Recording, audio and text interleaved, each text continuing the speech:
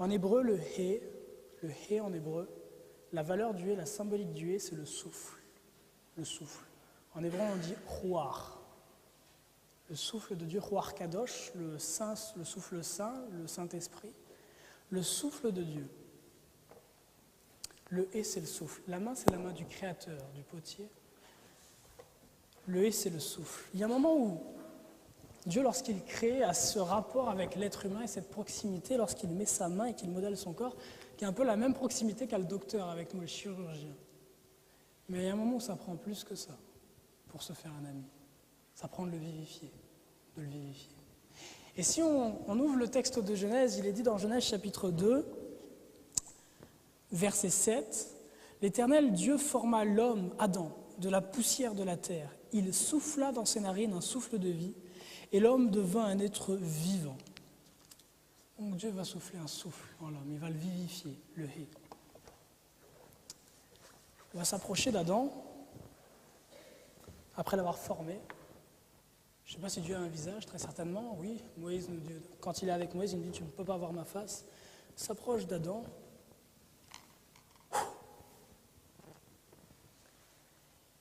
Et l'Esprit de Dieu, le souffle de Dieu, va vivifier Adam. Adam, qui était une poussière en forme d'homme, va devenir un homme, une âme vivante, dit la parole de Dieu. Et Adam ouvre les yeux, et la première chose qu'il voit en ouvrant les yeux, c'est celui qui l'a créé qui recule doucement. Et qui lui dit peut-être « Bienvenue Adam, welcome ».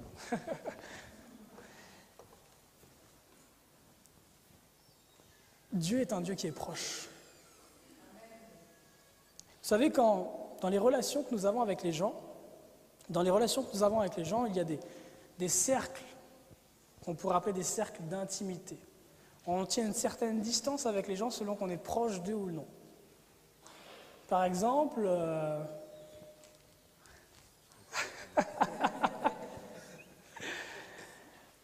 rappelle-moi ton prénom. Ismaël. Par exemple, Ismaël qui est ici, que j'ai connu étant très petit, mais que depuis je n'ai pas vraiment revu.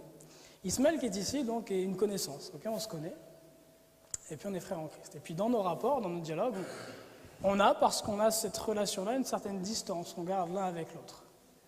Il y a une zone d'intimité qu'il ne faut pas franchir, une zone qui est inconsciente. Et puis si je la franchis, il y a peut-être un sentiment qui va commencer à se passer, je ne sais pas. Comment vas-tu Ismaël aujourd'hui ? Ça va. Ça va ? Ouais, très Tu te bien. sens à l'aise ? Naturel. Ok, c'est bien alors. Tu peux aller t'asseoir, merci beaucoup. Il y a une zone d'intimité.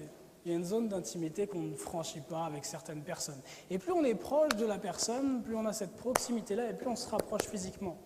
En fait, le rapprochement physique qu'on a est une image de notre proximité spirituelle avec la personne. Ainsi, ma petite sœur qui est ici, je pourrais être beaucoup plus proche d'elle, la prendre dans mes bras. Ma cousine qui est là aussi. Une personne, un homme que je ne connais pas, je vais garder davantage de distance. Dieu, lui, est l'être le plus proche qui puisse être de vous. Et il n'y a aucune personne sur cette terre qui puisse davantage être proche que vous que Dieu. Aucune. Même votre mère. Même votre mère. Ça, c'est le côté Ya de Dieu. Le côté Yod et YH. Ça, c'est cette partie de Dieu. C'est le Dieu qui est créateur. Un Dieu qui n'est pas simplement créateur, mais un Dieu qui est proche. Ce n'est pas le Dieu des musulmans, ce n'est pas ce Allah qui est loin et qu'on ne peut pas toucher. Ce n'est pas le Dieu présenté par l'Église catholique pendant des siècles qui est simplement colère. C'est un Dieu qui est proche. D'ailleurs, la Bible dit que Dieu a créé toutes choses par Jésus-Christ. Par Jésus-Christ. C'est un Dieu qui est proche de nous.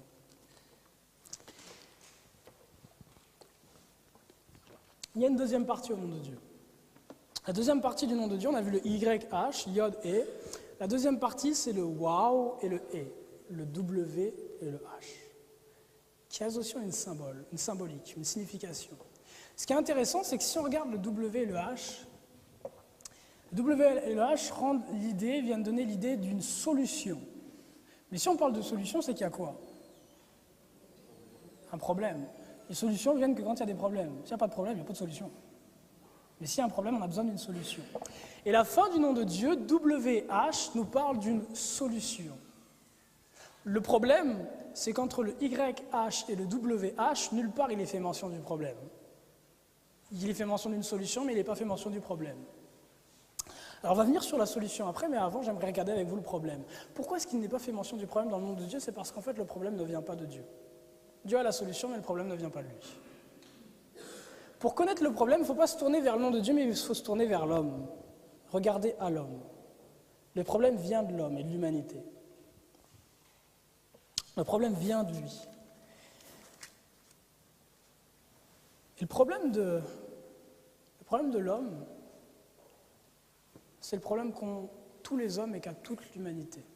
J'aimerais vous poser à vous la question de savoir quel est le problème que chaque être humain a à un moment de sa vie à faire face.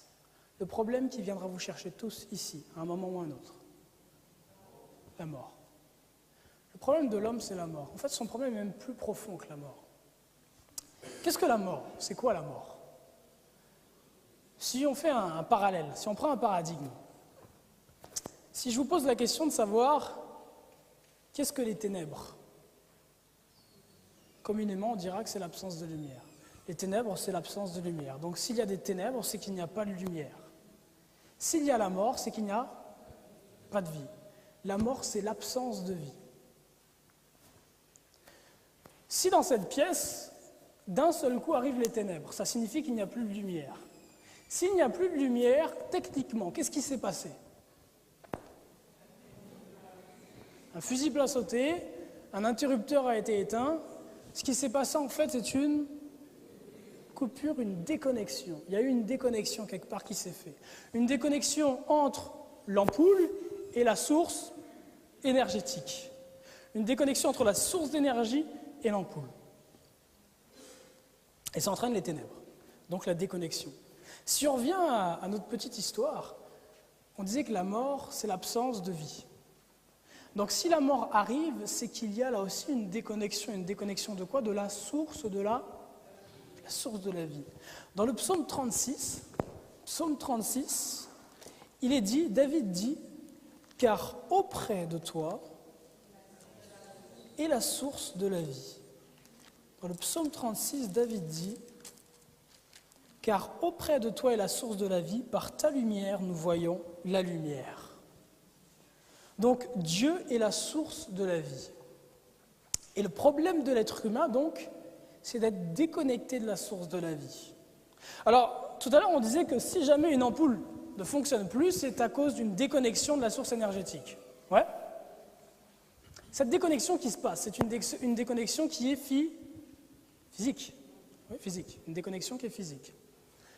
Lorsqu'on est déconnecté de Dieu, quel est le caractère de la déconnexion? Si on prend une personne qui a le cancer et qui est sur un lit d'hôpital, par exemple, et qu'on prend cette personne-là 1 minute avant sa mort et 1 minute après sa mort, est-ce que physiquement, il y a quelque chose qui a changé? Est-ce que son intestin ou son cœur n'est plus là? Est-ce que son estomac n'est plus là? Est-ce que son cerveau n'est plus là? Mais il y a une chose qui n'est plus là, c'est la vie. La vie n'est plus là. Mais physiquement, il n'y a aucune différence. Tout est encore là. Tout ce qui est physique est encore là. Donc la déconnexion n'a pas lieu dans le monde, elle a lieu dans un autre monde. Elle a lieu dans une autre dimension. La déconnexion se fait dans une dimension qui est spirituelle. Se fait dans un monde qui est spirituel. La déconnexion se fait au niveau de l'esprit. Alors si on parle de déconnexion, il faut déjà comprendre comment ce qu'est une connexion. Quand on parle de connexion dans le monde physique, si je connecte ces deux choses-là, par exemple, techniquement, une connexion entre ces deux éléments, ça signifie quoi mathématiquement? Qu'ils ont les mêmes repères dans l'espace. On est d'accord? Même hauteur, même latitude, longitude, etc. Donc que selon les 3 dimensions, tout colle dans les repères tridimensionnels pour qu'ils puissent se connecter. Ça, c'est dans le domaine physique. Si on parle de connexion dans le domaine spirituel, à quoi ça ressemble? Lorsque je dis qu'avec un ami, j'ai des atomes crochus, ça signifie qu'on est connecté. Et ça traduit quelle idée quand je dis qu'on a des atomes crochus? Une symbiose. C'est qu'au niveau de notre caractère, il y a une ressemblance. Nos caractères se ressemblent. Nos caractères se confondent l'un et l'autre. Un peu comme ces deux prises qu'on met l'une en face de l'autre. Donc, si le problème de l'homme, c'est la mort, et que la mort, c'est la déconnexion de Dieu, cette déconnexion-là se fait au niveau spirituel, et ce qu'on vient de comprendre, c'est que cette déconnexion est due à une différence de caractère. La déconnexion arrive au moment où le caractère de l'homme diffère du caractère de Dieu. Le moment où le caractère de l'homme diffère du caractère de Dieu. Là se passe la déconnexion. Le caractère de Dieu nous est révélé dans sa parole. Le caractère de quelqu'un, je ne sais pas, je vais prendre le caractère de Herman. Ton caractère, Herman, peut-être que tu aimes manger des fraises.